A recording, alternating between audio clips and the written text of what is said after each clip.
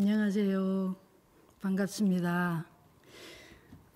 지금이 출가 열반 제일인데 우리가 부처님을 기리면서 불교에서 사찰에서 이제 4대 명절이다라고 할 수 있는 게 부처님의 탄생, 또 출가, 그리고 부처님 성도 제일, 그리고 이제 열반 제일이죠.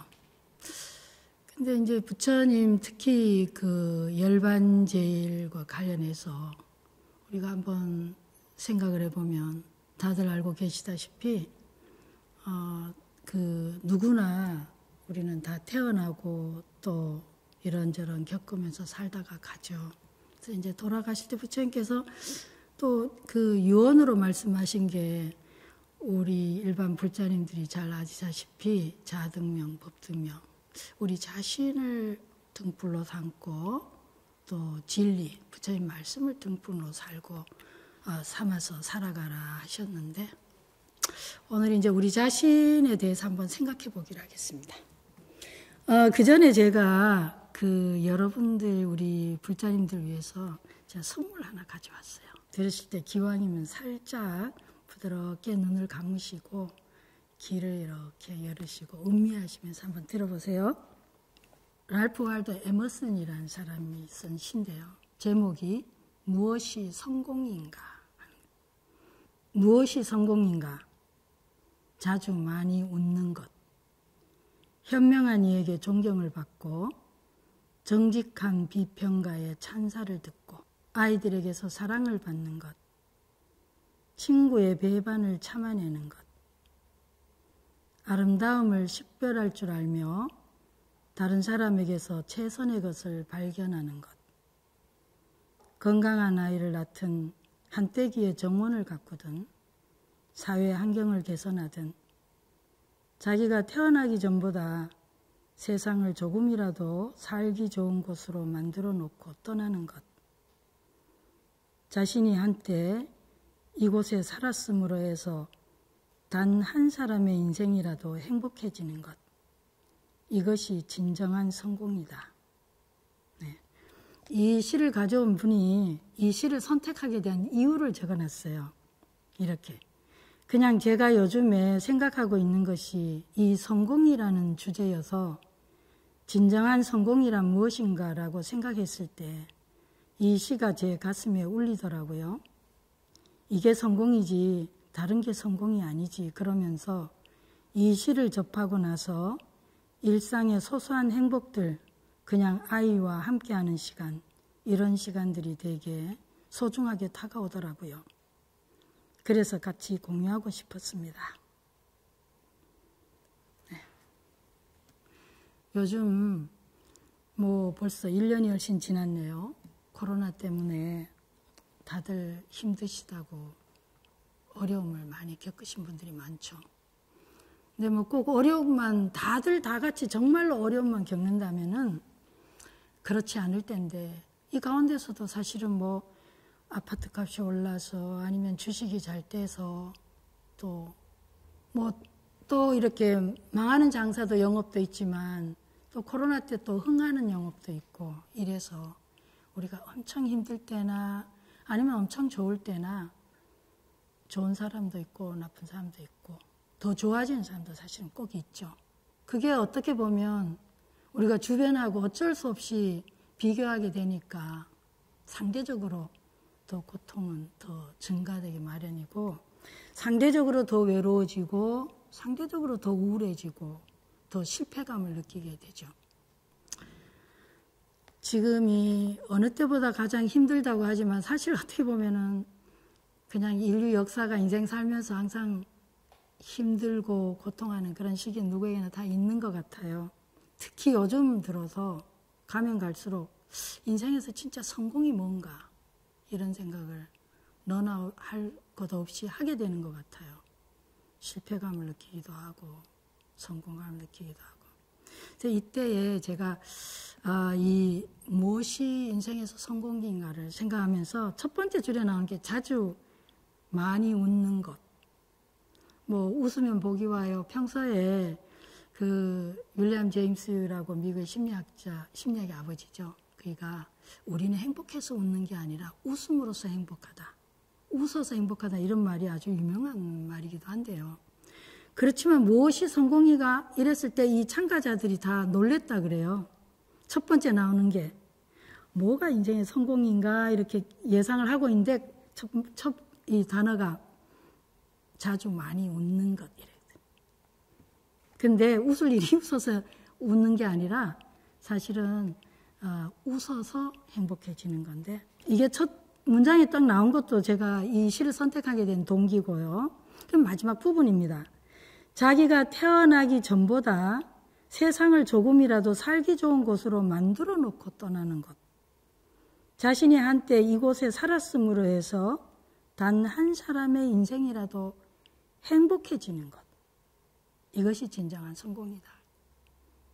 열반제를 맞아서 부처님의 삶을 생각해 보면 45년간 설법을 하시면서 더욱이 2600년 가까이 당신이 태어나시고 가신 지가 그렇게 되었는데도 아직까지도 우리들 많은 요즘 뭐 명상의 열풍까지 풀어가지고 전 세계적으로 많은 사람들이 부처님의 가르침을 받고 떠올리고 생각하면서 굉장히 인생에 많은 위안을 받고 또 엄청난 전환적인 그리고 정말 새로운 삶을 사는 사람들도 있는데 그래서 이 열반제일에 한번 생각해 보는 거죠.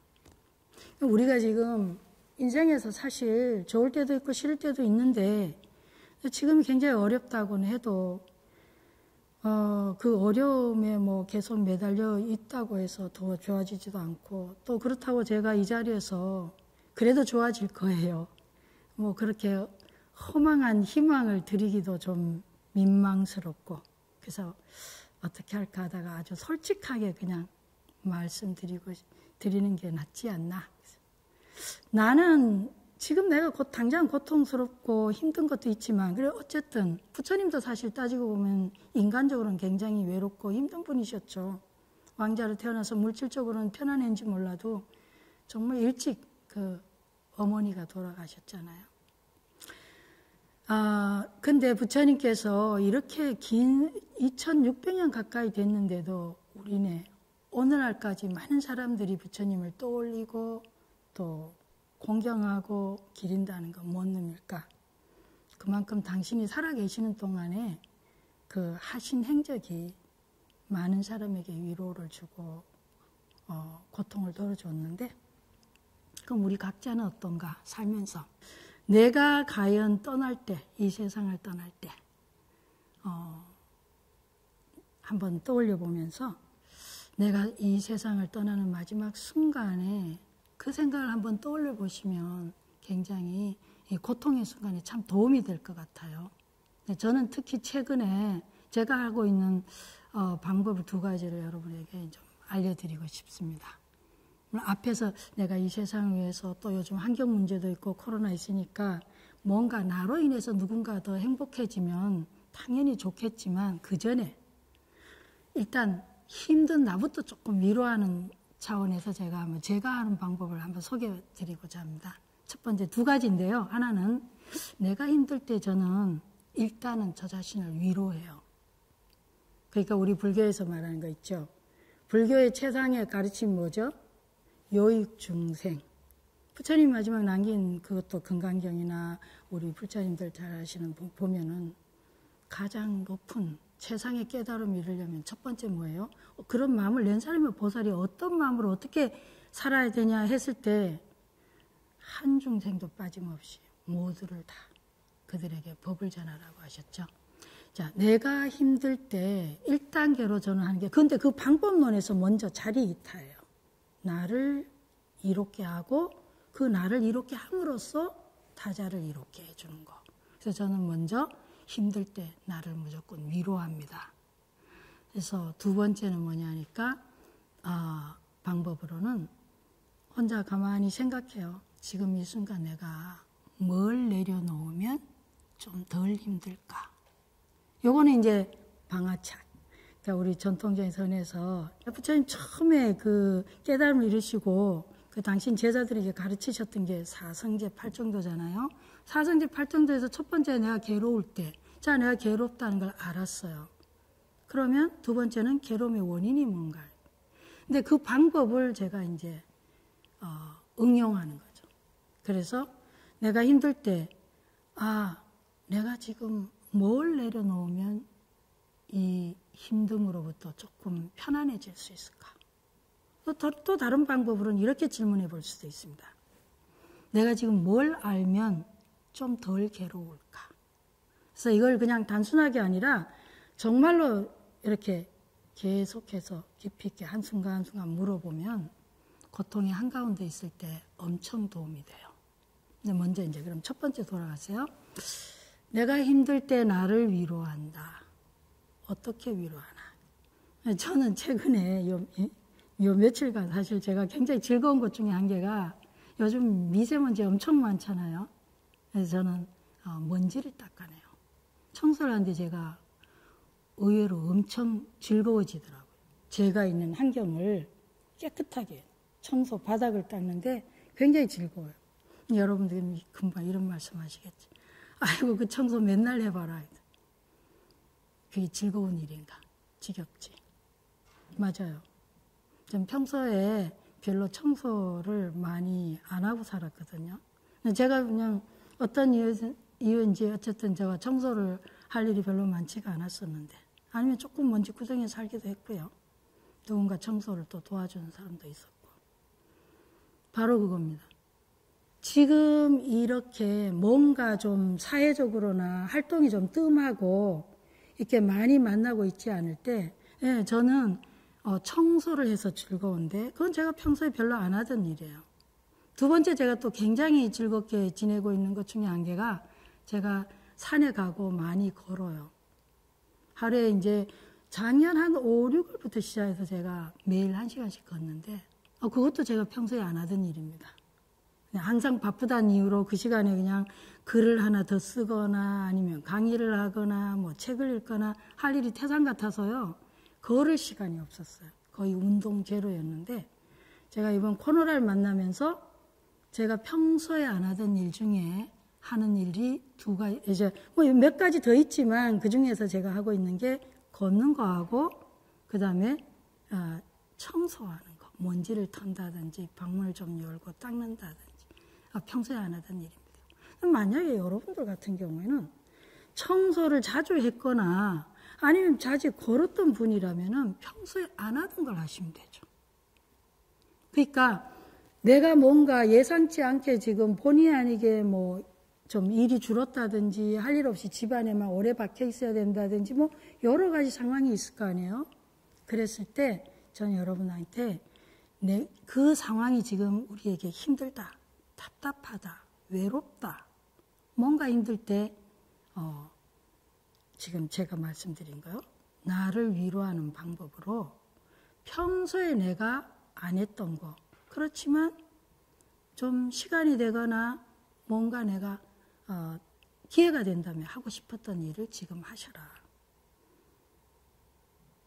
보통은 우리가 해야 될 일 중에 그런 걸 하려면 돈이 들 거다. 전 둘 다 돈이 안 들죠. 청소나 먼지를 닦는 일도 돈이 별로 안 들고, 별로 아니고 거의 안 들죠. 그 다음에 제가 나가서 걷는 일도 돈이 안 들어요. 그래서 사실 뭐 돈하고는 별 상관이 없습니다. 만약에 내가 좀 나가고 싶은데 좀 불편하다? 그럼 집안에서 하실 수도 있어요. 좀 움직이는 거죠. 위로하는 방법은 굉장히 다양할 수 있는데 제가 권해드리는 것은 첫 번째는 내가 평소에 안 했지만 좀 하고 싶거나 필요한 거를 찾아서 한번 해보시라고 권해드리고 싶어요. 그 다음에 그래 나도 뭐 우리 인간은 부처님께서 말씀하셨듯이 우리 안에는 다 불성이 있고 또 지혜로움이 있고 또 우리는 기본적으로 선한 존재들인데 뭔가 이렇게 나로 인해서 누군가가 행복해지거나 세상이 조금이라도 좋아지거나 주변이 나아진다면 당연히 우리는 굉장히 뿌듯하고 삶의 가치나 어떤 존재의 의미를 느낄 거예요. 근데 또 그것 또한 평소에 우리가 생각을 안 했다면 좀 막연할 수 있겠습니다. 그래서 제가 오늘은 내가 그 막연함을 어떻게 내가 그걸 발견하는가, 찾는가를 조금 방법을 좀 가르쳐 드릴게요. 자, 그럼 내가 어떻게 의미 있는 일을 찾을 수 있나? 그게 진짜 즐거울까? 이제 이것도 제가 한번 가르쳐 드릴 테니까 다 같이 한번 부드럽게 잠깐 자세를 이렇게 편안하게 취해 보셔요. 편안하게 자세를 취하시고요. 자, 부드럽게 눈을 감아 보겠습니다. 눈을 감으시고요. 자, 심호흡을 해보겠습니다. 숨을 편안하게 심호흡을 한 2번 해보셔요. 천천히 자연스럽게 부드럽게 숨을 들이쉬시고 내쉬어 보겠습니다. 여러분의 주의를 배꼽 아래 단전으로 가져가셔서요. 숨을 들이쉬고 내쉴 때 배가 불러오고 배가 줄어드는 걸 한번 느껴봅니다. 들숨과 날숨에서 여러분의 몸이 부드럽게 흔들리고 움직이는 것을 알아차려 봅니다.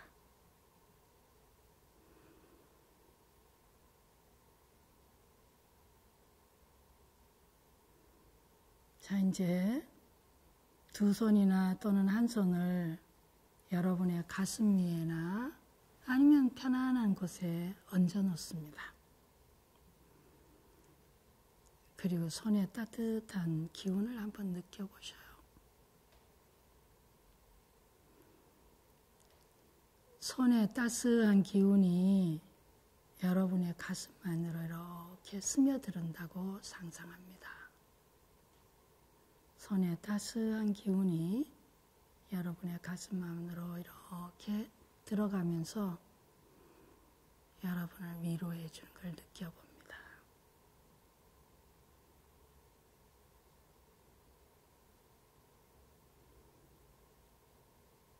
자, 이번에는요, 이런 상상을 해봅니다.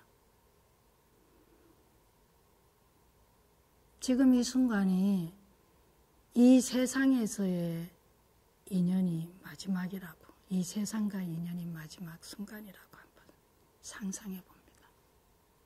쉽게 말해서요, 잠시 후면 이 육신을 버리고 이제 다른 세상으로 간다고 상상해 봅니다. 지금 이 순간이 우리가 살아있는 마지막 순간이고, 잠시 뒤면 우리가 이 세상을 떠난다고, 여러분 자신이 이 세상을 떠난다고 상상해 봅니다.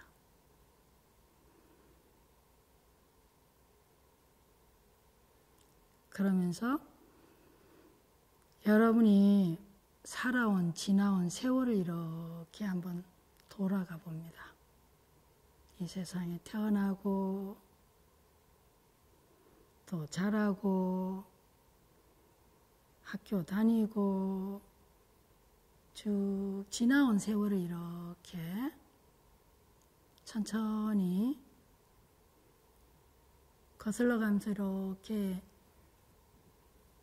훑어봅니다. 기쁜 일도 있었을 테고, 또 슬픈, 또 괴로운 순간도 있었을 테고, 온갖 인간적인 여러 가지 쭉 세월을 돌이켜 보시면서 이제 이 순간을 떠나기 전에 여러분들이 굉장히 행복했던 순간이 뭐였는가?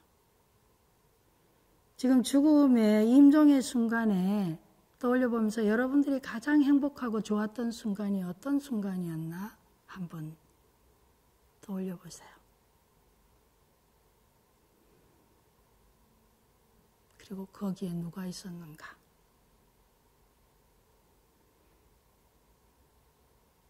그 순간을 떠올려 보시고, 그 다음에 이번에는요, 내가 지금 잠시 후면 이 세상을 떠난다고 생각하니까 가장 후회스러운 게 뭔가? 아쉬운 게 뭔가? 그것도 한번 떠올려 봅니다. 무엇이 가장 아쉬운가?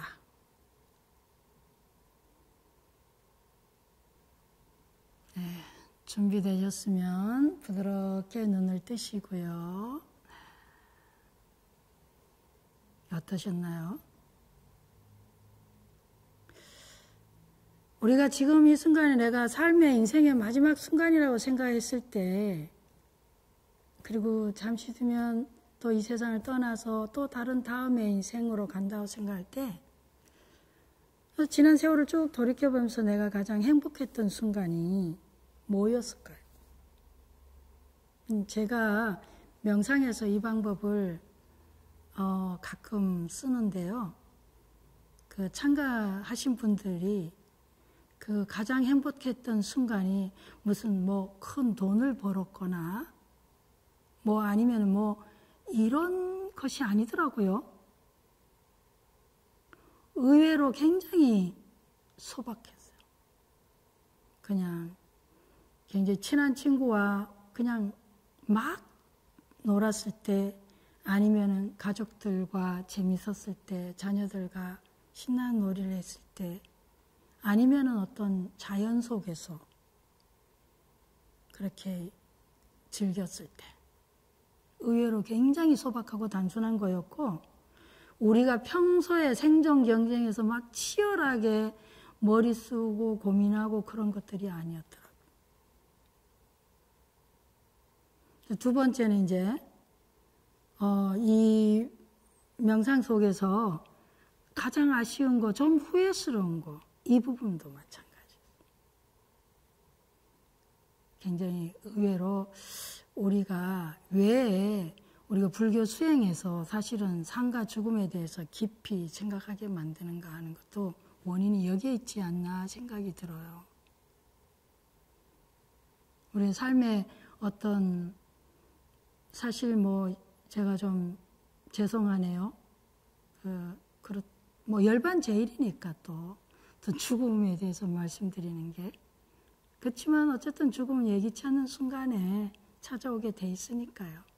근데 그거에 대해서 우리가 미리 가끔 한 번쯤은 죽음은 당연히 무섭고 두렵고 싫으니까. 그러나 뭐 우리가 원한다고 해서 또 원치 않다고 해서 뭐가 우리의 선택과 관계없이 일어나는 건데, 우리가 사전에 한 번씩 가끔은 특히 인생에서 굉장히 위기가 왔을 때, 아니면 힘겨울 때, 아니면 굉장히 불만스러운 순간에 한 번씩 우리가 죽음에 대해서 떠올리는 건 굉장히 불안을 유발하기보다는 사실은 청량제 역할을 할 수가 있어요. 살아있는 순간이 얼마나 소중하고, 그리고 얼마나 우리가 조금 더 의미 있게, 그리고 조금 더 가치 있게 이렇게 살 수 있게 도와주죠. 죽음은 우리를 무조건 불안하게 하거나 무섭게 하는 게 아니라. 그래서 부처님의 열반제일의 이 주간을 맞이해서, 그리고 또 출가의 주간을 맞이해서 부처님은 왜 우리 모두가 그렇게 갈망하는 부와 또 권력과 이런 것들을 다 준비된 것을 그냥 놓고 출가를 하시게 됐을까? 부처님은 바보여서 그랬을까? 그거는 우리 다 아니죠. 근데 이 말은 뭐 아무래도 좀 진부한 것 같아요. 그래서 저는 그것보다는 그냥, 우리가 기본적으로 그래, 욕계 중생, 상계 중생 욕망이 있고, 그리고 그냥 모양에 끄달리고 형태, 컬러, 디자인에 끄달려서 엄청 돈도 많이 우리가 지불을 하고, 그리고 온갖 생각에, 관념에, 이런 데 그냥 끄달려가지고 우리가 많이 갈등하고 싸우고 그러잖아요. 근데 그게 다 빼고, 그냥 저는 이제 사실은 죽음을 생각을 해보는 게 좀, 우리 이 힘겨울 때 특히, 우리 국민 전체가 아니면 세계 전체가 힘겨울 때 떠올려보는 게 굉장히 의미 있을 것 같아요. 잠깐만 고개를 돌려서 TV에 나오거나 온갖 사람들이 어떻게 성공했고 어떻게 부자고, 그리고 사실 돌아다녀 보면 상대적으로 굉장히 위축감을 느끼고 상대적으로 너무 가난한 것 같고 내가 너무 안일하게 사는 것 같고 미래가 또 불안해지는 건 사실이거든요. 이런 순간에 진짜 가끔씩 그렇게 내가 비교하고 경쟁하고 해서 내가 더 힘을 얻고 내가 더 즐겁고 더 잘 산다면 문제가 없죠. 그럼 당연히 경쟁하고 비교하고 그래서 내가 더 행복해지고 더 신날 필요가 있는데 대부분의 경우는 혹시 그런 사람은 계속 그렇게 하셔도 괜찮은데요. 혹시 내가 비교할 때마다 너무 우울해지거나 뭔가 인상에 내가 실패감을 느끼거나 더 이렇게 위축되고 불안해진다면 비교하는 건 좋은 방식이 아니죠. 굳이 내가 왜 비교해서 또 따져가지고 뭐 굳이 더 괴로울 필요가 없는 거예요. 비교는 안 할수록 좋은 건데. 살다 보면 비교는 피할 수도 없겠지만 그러나 그럴 때 비교 대신에 뭘 하냐. 내가 살아있음을 좀 생생하게 느껴보는 거죠. 언젠가는 우리 다 죽을 거니까. 그래서 좀 방편적으로 내가 좀 불안해질 때. 근데 사실은 우리가 생각할 때 나보다 더 잘 사는 사람, 더 성공해 보이는 사람, 더 좋아 보이는 사람도 그 사람 내면에 들어가 보면 그 또한 또 다른 사람하고 비교하느라고 힘들어요. 그러니까 20억 있는 사람 난 5억밖에 없는데, 난 1억밖에 없는데 3억 있는 사람은 여유롭겠지. 그런 일은 없어요. 그러니까 내가 비교를 했어가지고 나에게 힘을 주는 일은 거의 없다는 거죠. 그럼 비교할 필요가 없어요.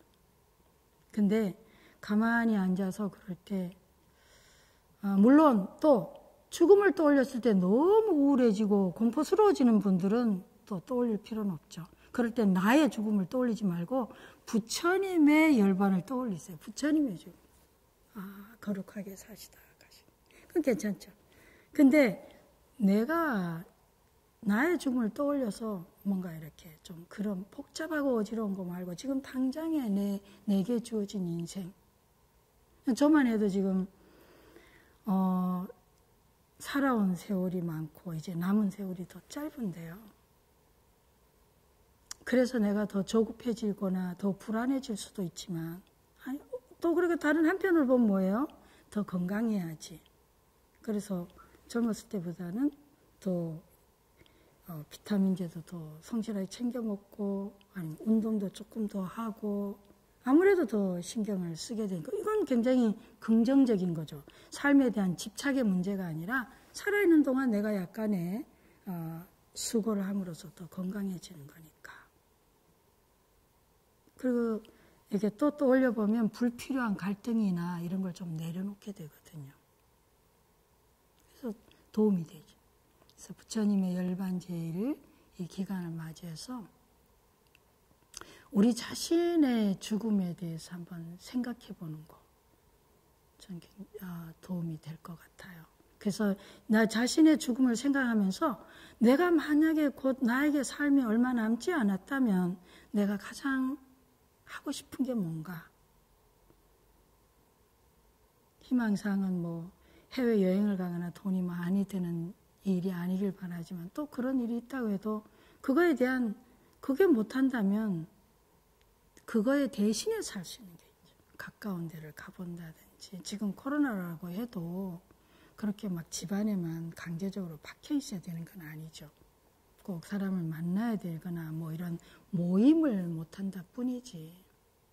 그래서 때로는 이런 것이 우리를 조금 더 힘겹게 하기도 하지만 그러나 한 번만 돌이켜보면 그 안에서도 우리가 발견할 수 있는 거는 굉장히 많을 것 같아요. 그래서 저는 이제 제가 개인적으로 저는 이 작년 5월까지는 이제 코로나니까 하고 꼭 박혀 있었었는데 가만히 생각하니까 박혀 있을 일이 아니라 한가하게 다른 이렇게 제가 좋아하는 게 저는 이제 산에 가 있을 때 굉장히 뭐 행복감을 느끼는데 그래서 가까운 산에 가서 앉아 있거나 걷거나 그러면서 그래서 오히려 더 건강해지고 그리고 더 이렇게 좋아졌어요. 건강해지면 훨씬 더 자신감도 더 늘어나고 그러다가도 한 번씩 돌아보면서 누가 주식해서 부자 되고 뭐 누가 성공하고 이런 거 생각하면 조금 우울해지잖아요. 그럴 때 그거는 이제 내가 그런 습관이 있는 것보다는 우리의 문화가 우리 환경이 어쩔 수 없이 살아가면서 그렇게 자꾸만 그런 걸 이렇게 되새기게 만들어주는 편이에요. 사실은. 그러니까 그럴 때 나는 근데 내가 그런데 휩쓸려 가면 힘들어지니까 오히려 나는 또 의도적으로 부처님의 이것도 굉장히 도움이 돼요. 부처님이 탄생 이걸 또 한번 명상해보고 부처님이 출가하신 것도 한번 그 의미도 새겨보고 본인에 대해서 생각하는 게 조금 힘들면은 부처님의 생애를 떠올리면서 명상을 할 수 있어요. 그 다음에 부처님이 깨달으신 내용을 이걸 한번 이렇게 명상해 보시고 또 부처님이 세상을 떠나신 거, 또 부처님이 생을 통해서 이렇게 가르쳐 오신 걸 떠올릴 수도 있고 그렇지만 부처님께서 말씀하셨듯이 더 좋은 것은 우리 자신의 삶을 돌아보면서 내게 주어진 시간 동안에 뭔가 내가 뭐 부처님처럼 이 우주를 구하거나 세상 사람을 구제할 수는 없어도 그냥 내 주변에 가족 또 내가 지금 어떨 때 너무 귀찮고 아이들이 옆에 있어 귀찮거나 뭐 힘들 수도 있잖아요. 어떤 사람은 너무 소외돼서 외로워서 지금 힘든 사람도 있지만 반대로 또 집안에 그냥 다 각자 흩어지지 않고 너무 모여 있어서 힘겨운 사람 그래서 오히려 또 가정 불화가 많이 일어나는 경우도 많고 사람들 따라서 조건 따라 환경 따라 지금 다 상황이 다른데 그런 상황에 있을 때 내게 주어진 상황에서 내가 어떻게 하면은 조금 더 나의 존재로 인해서 내가 있음으로 인해서 뭔가 주변에 조금 유익한 거, 또 나의 존재로 인해서 누군가가 조금 더 힘을 얻거나 행복해지는 거, 이걸 뭔가 생각하면 이거는 우리 대승의 그 보살의 길이잖아요. 대승 보살의 길인데 거기까지 안 가더라도 지금 당장은 누구를 생각하거나 누구를 위하기엔 난 지금 너무 힘들다. 근데 사실 너무 힘들 때 때로는 나를 돌보는 게 힘든데 타자를 오히려 좀 생각함으로써 돌봐서 내가 유익한 게 되는 길도 사실은 많아요. 그렇지만 그게 안 된다면 그냥 나를 먼저 돌보는데 그 돌보는 방법에 있어서 내가 평소에 별로 하지 않았던 거 한번 그게 운동이 될 수도 있고 뭐 정 안 되면 집안에서 음악 틀어놓고 춤을 춰도 되고 저는 가능하면 몸을 좀 많이 움직이시는 방향으로 하면 도움을 많이 받을 거라고 생각을 해요. 그리고 이제 그런데 만약에 조금 더 여유가 있다면 사실은 다른 사람의 존재를 상대를 좀 내가 이해해 주거나 상대의 좀 어려움을 들어주거나 이런 쪽이 의외로 나가 위로를 받기도 해요.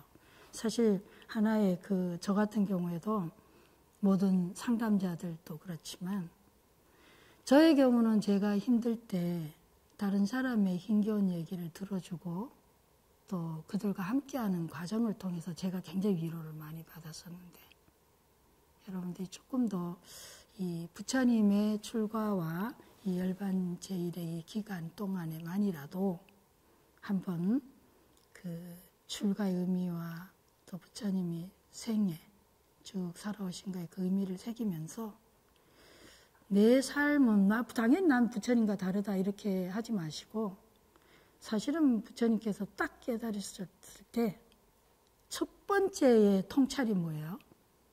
환경이 나오는 건데 신기하고 신기하다.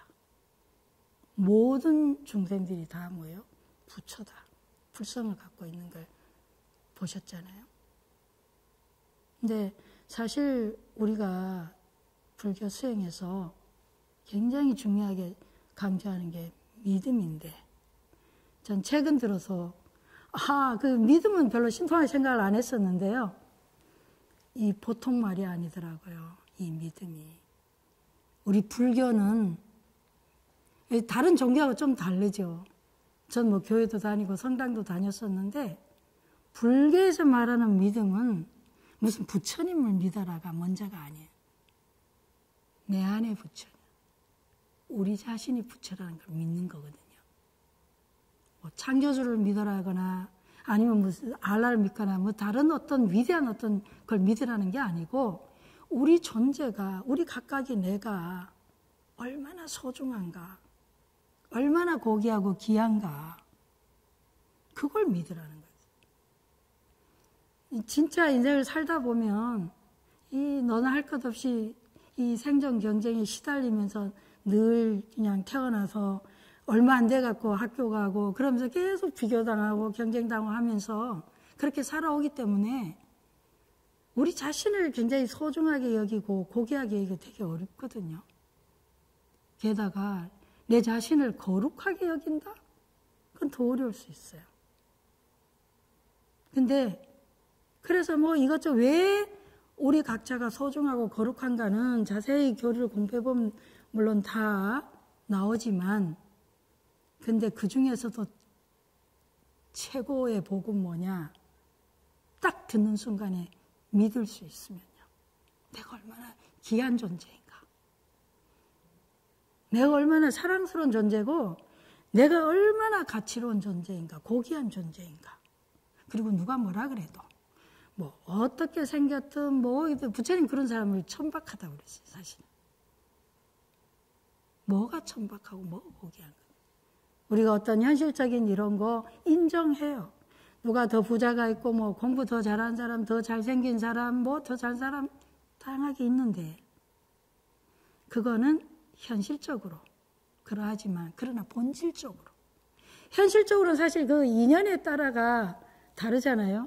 현실의 인연에 의해서 이런 조건에 의해서 그건 내가 어떻게 컨트롤 할 수 있는 부분은 아니죠. 시절 인연이 잘 맞아야 되는 거죠. 근데 어떤 모습이든 내가 어떤 능력이든 어떤 조건이든 떠나서 부처님이 우리 최고의 그 가르침이 네가 부처다. 고귀하다. 거룩하다. 그리고 절대 평등. 이거는 제가 굉장히 가슴에 지금 이 시대에 정말로 필요한 것 같아요. 요즘도 여러분 뉴스 보시면 인도에 부처님 당시에 이 말이 보통 말이 아니죠. 보통 혁명적인 게 아니에요. 그 카스트 제도 한번 생각해 보세요. 지금도 인도에서 자기네 계급하고 맞지 않다고 아니면 자기 집안에 뭐예요? 그 명예살인하는 게 있잖아요. 부모가 자식을 끔찍하게 죽이는 케이스가 나오죠.